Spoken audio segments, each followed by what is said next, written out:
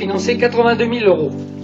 Je souhaite à nos talentueux skateurs de s'éclater et de faire partager leur passion à tous les jeunes.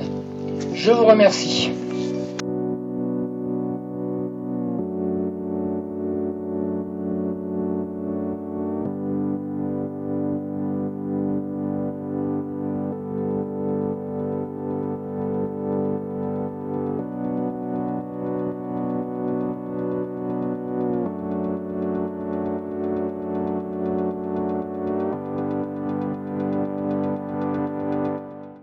Bonjour à tous, je m'appelle Maxence Monson, je suis skater, skatepark de Saint-Paul Trois-Châteaux et je suis là pour la rénovation du skatepark mais aussi pour tout ce qui est événements autour du skatepark, que ce soit jam, contest ou autre.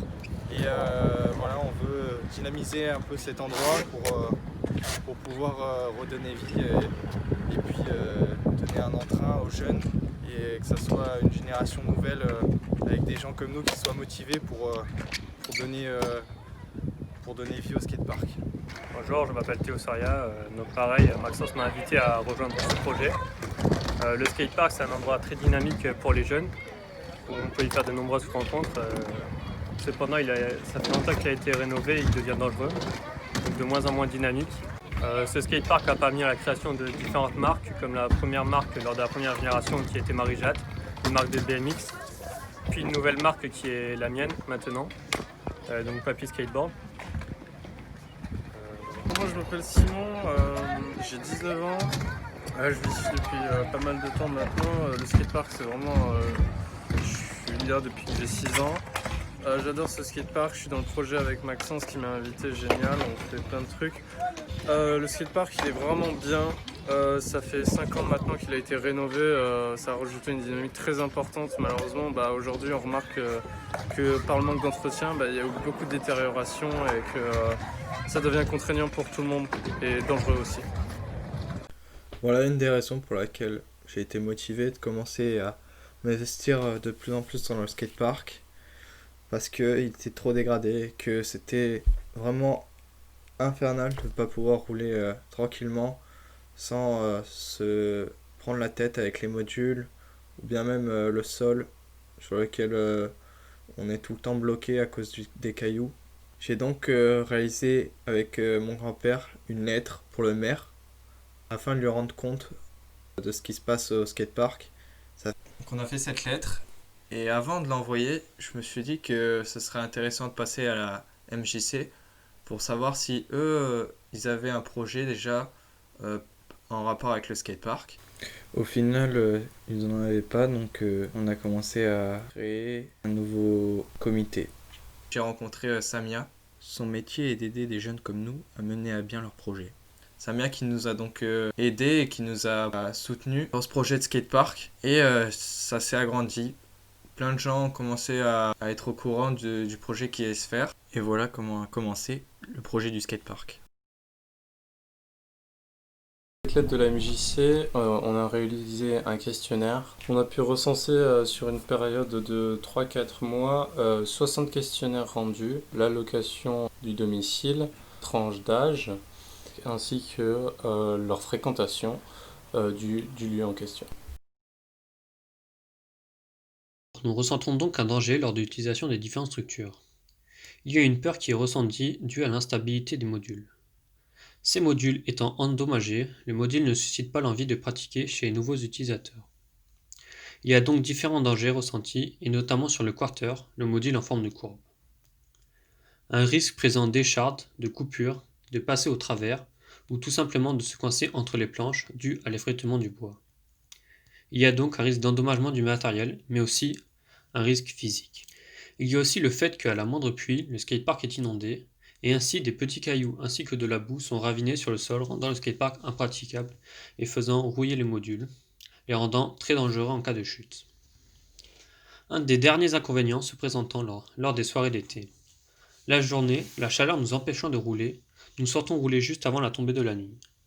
Le skatepark n'étant pas éclairé, le temps de pratique est très court. On retrouve des petits problèmes au skatepark comme cette arête métallique par exemple, qui est dévissée. Il suffirait de mettre une vis et le module serait un peu plus praticable. Ce sont des petites choses qui pourraient être améliorées avant un événement au skatepark. Aussi un problème de béton, comme on peut voir sur ces images, où les roues se coincent dans les fissures. La rouille sur la plupart des modules qui est présente aussi. Des personnes assises qui ne peuvent pas s'asseoir autre part que sur les modules car il n'y a pas de banc. On retrouve un problème aussi au niveau de la rampe qui a un béton qui est complètement détérioré avec des cailloux dessus, des flaques qui se forment quand il pleut car le béton est creusé. De plus, la structure métal est complètement rouillée avec des boulons qui s'enlèvent et elle repose seulement sur quelques vis. Autant dire que cette structure est très dangereuse et qu'on évite de l'utiliser généralement. On peut voir que les vis des modules se détachent petit à petit, certaines se tordent et deviennent très dangereuses. Sur les deux parties du skatepark, il y a une séparation qui est faite avec des graviers. C'est très contraignant pour nous riders qui utilisons des skates, rollers, trottinettes, car on peut chuter très facilement en se bloquant un caillou sur la roue. Et donc passer d'une aire à une autre, de la partie vol ou à la partie module en bois, c'est très compliqué d'y aller correctement car il y a de l'herbe et du gravier. Il y a cependant des points positifs sur cette structure, nous ayant permis d'envisager une manifestation. Un bol rénové est très bien. Un très bon agencement entre l'aire des débutants et un espace pour les riders expérimentés. Et pour finir, c'est un espace de rencontre entre jeunes qui attire beaucoup de monde. De plus, le sport est bon pour la santé, il faut donc entretenir les agrès. Pour ce qui est de l'événement qu'on devait faire en mai, on avait déjà planifié donc comment allait se structurer toute la zone avec les stands, le matériel, etc. Nous avions justement fait une trame avec la liste du matériel, mais aussi le déroulement de la journée et combien ça allait nous coûter au niveau de la buvette. Nous avons réparti les rôles afin d'organiser au mieux cette journée. Nous avions trouvé un photographe et la sono était fournie pour la MJC. Nous avions eu aussi l'autorisation de la mairie pour faire cet événement. On a donc demandé 1 000 € afin de pouvoir payer la buvette, les animations et la communication. La communication avec des affiches qu'il faudra coller un peu partout dans la ville, mais aussi des t-shirts avec la marque de Saint-Paul-Trois-Châteaux. Les autres événements, comme les compétitions que nous prévoyons, où il faudra acheter des lots afin de récompenser les vainqueurs. C'est pour cela que nous avons demandé aussi de l'argent. Afin de s'organiser, nous avions des réunions à la MJC avec tous les membres du comité. Nous nous réunissions une fois ou deux par semaine, généralement le mercredi ou le samedi, pour planifier d'autres rencontres et d'avancer avec le groupe. Voilà comment les décisions importantes sont prises, sinon nous nous réunissions ensemble chez quelqu'un pour discuter du projet. À cause du confinement, nous avons dû déplacer la date de la manifestation, initialement prévue fin mai.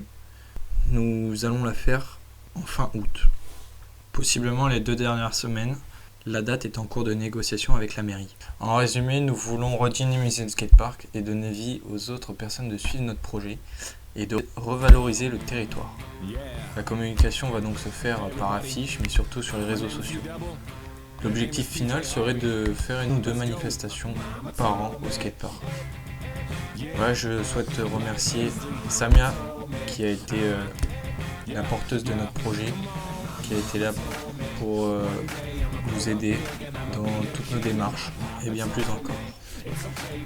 Merci d'avoir pris le temps de regarder cette vidéo en espérant qu'elle vous a plu. Au revoir.